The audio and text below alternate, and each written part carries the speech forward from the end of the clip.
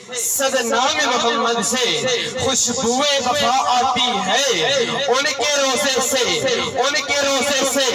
उम्मती उम्मती की सदा आती है।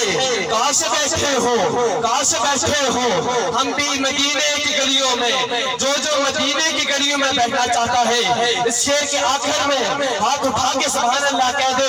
उनके रोज़े से उम्मती उम्मती की सदा आती है। काश बैठे हो हम भी मदीने की गलियों में, सुना है वहां से जन्नत की हवा आती है, सुना है वहां से जन्नत की हवा आती है। और शायर कहता है मज़े गुर्बतों के उठा कर तो देखो, मुझे पूछते हो तुम क्या है मदीना, जरा तुम मदीने में जाकर तो देखो। अरे गम के मारो सुनो आज मुझसे, तुम्हें एक अक्सर नुस्खा बता दूं, ये दिल फिर कभी भी न गमगीन होगा।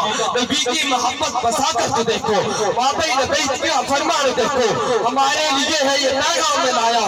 मदीने की गलियां है जन्नत का नक्शा, निगाहें जरा तुम जमा कर तो देखो।